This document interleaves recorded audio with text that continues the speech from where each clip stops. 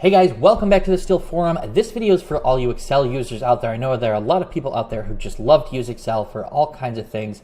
One of the biggest problems with using Excel is dealing with those feet and inches. I'm going to show you a quick, easy way to handle that so that you can use all those formulas, get all the results that you need, and not go crazy. All right, so let's start off with a blank cell. We want to make sure that this column is formatted to be text. If you don't format this as text, when you put your foot dashes in there, it's going to start to interpret that as a date. You don't want that. You want it to always interpret it as text. Okay, so we're going to go ahead and put in, let's say, a length of 12 foot, 5 7/8. Okay. All right, the next thing you're going to do is you're going to press on Name Manager. This is in the Formulas tab of Excel. The reason you have to do this is that the function we're going to use is actually a semi-function, which means you can't type it directly into a cell. You got to do a little bit more gobbledygook. It's pretty simple though. Follow along. I promise you can handle this. All right, next what you're going to do is you're going to go into the Name Manager. Press that. You're going to press New. I like to name mine foot inch. It's pretty clear what it does. You can type out your comment there if you want them to know. Okay. Then you can come down here. Quick tip. Don't press your arrow keys to navigate in here. Instead of navigating in this field, what it's going to do is it's going to move you around in Excel, and it's going to insert stuff into this spot for you. You don't want it to do that. Okay. You're going to go ahead and click on A1. You're going to delete all of this, and you're going to delete the $2 Now, I'm going to paste this exact line of text into the description of this video, so you can just copy and paste it, but I want to explain it to you so you know what's going on. Okay, so we're going to go to the beginning of this. We're going to say equals evaluate, and then an open parenthesis and the word substitute,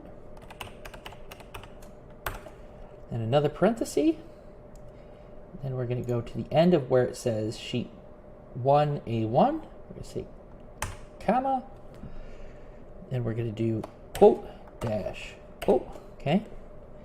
Then another comma, and then quote asterisk 12 plus, and then a quote, and then we're going to close our parenthesis and close our parenthesis again. And we'll say okay, and you can see now this is foot inch. This is all correct. Okay, we'll say close, and when we go here equals feet inch, you'll see that it spits out the decimal equivalent of what you've put here.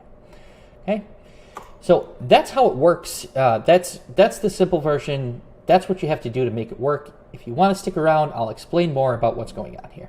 Okay, so what this is actually doing is it's going into this cell and it's evaluating what we've written in here as text as if it were a formula. So it's looking at this and it's saying, okay, 12, and then the part we replaced, that substitute function, is saying, okay, don't look at that as dash, look at that as times 12 plus. So it's going to say 12 times 12 plus 5 plus 7/8. And then it's going to evaluate this whole cell as if it were a formula. It's simple, it's quick to replace. Once you've written it in a spreadsheet, you can use it all over the place. Super easy. You can copy this down and paste it. So if we had a whole bunch of these values, 6'4" and 9/16, if we wrote it a little bit differently, 6'5", and we used a space instead. If we use 12'9", 134 or 148. Okay.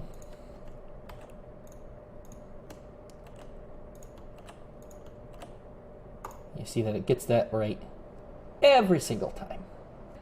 It just works. So I hope this has been helpful to you. I know there are a lot more complicated ways that you could do this. This is the one that I like. If you got what you think is a better way, let me know down in those comments or drop me an email, nick@unitedstructuralllc.com, and we'll see you back here again on Steel Forum.